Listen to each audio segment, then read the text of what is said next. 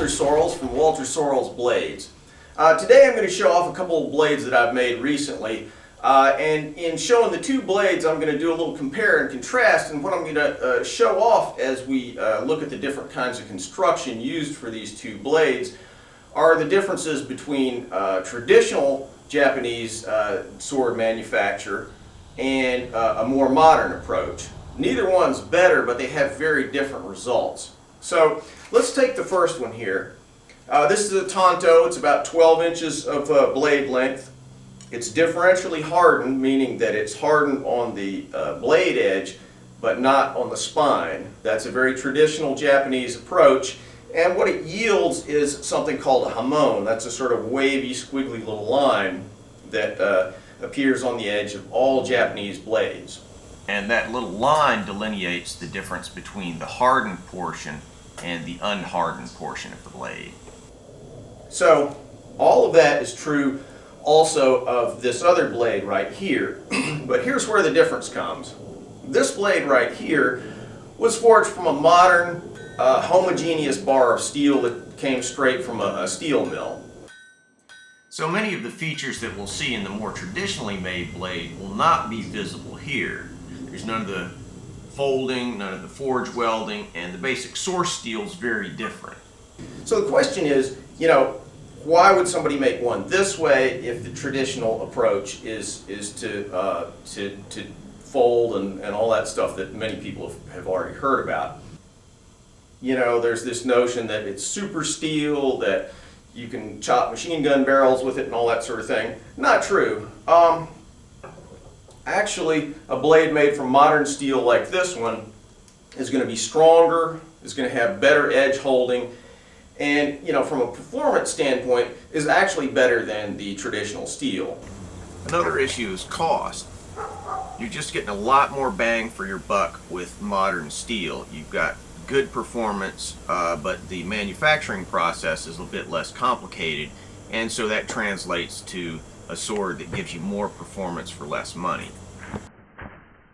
So why would somebody want to make something like this? Well, for about 1,000 years, Japanese smiths have been using the same basic techniques to make really one of the most beautiful and interesting kinds of blades anywhere in the world.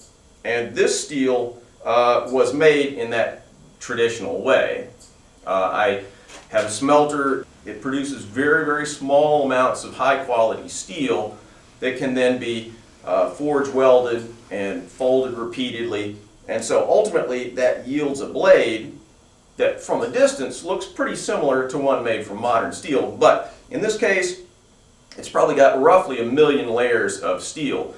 Each time you fold, it doubles the number of layers, and so that results in a really, really complex pattern in the steel.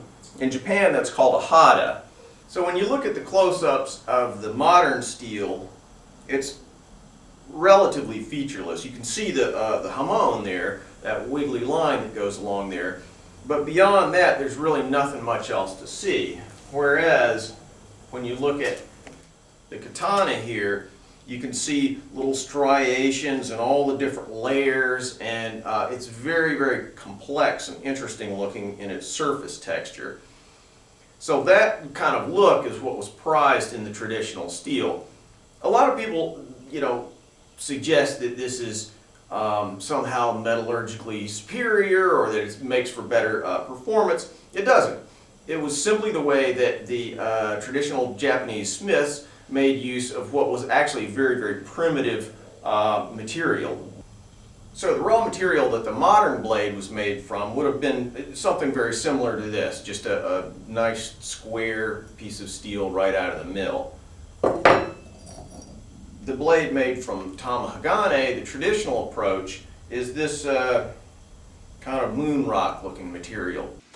It is in fact steel, it just doesn't look like our conventional notion of what steel is supposed to look like. This has been taken straight out of the smelter and squashed flat, and so what would happen is you'd take a series of layers of this and you just sort of stack it up until you get this, it's kind of like a stack of cookies. And then all of that, after being carefully stacked together, is heated up to about 2400 degrees, fluxed up, and then kind of hammered together. And in that hammering process, all of these ugly little pieces are welded together. So as this material is welded together, it's made so that it's in one block, but it's still very rough and non-homogeneous.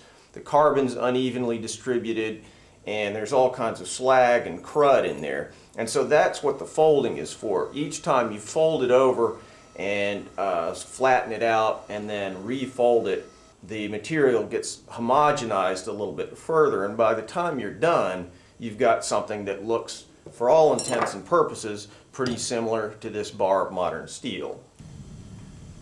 Interestingly enough, once you get to the point of turning this into some kind of usable steel, all the rest of the work on this and this are almost identical. The forging, the heat treating, the polishing, it all works out pretty much the same. If you're looking for something that's purely a performance blade, probably modern steel's better. If you're looking for something that's aesthetically more interesting, then the more complex kind of construction used on this katana might be the way to fly. But is one better than the other? No, absolutely not.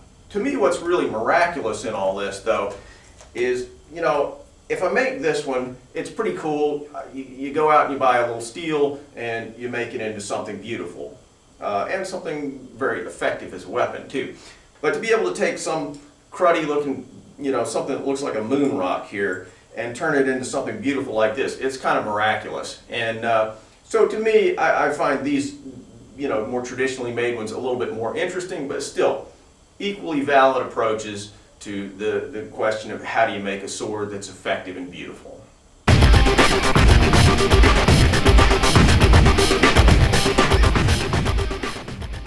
For information about purchasing these or other blades, visit WalterSorrellsBlades.com.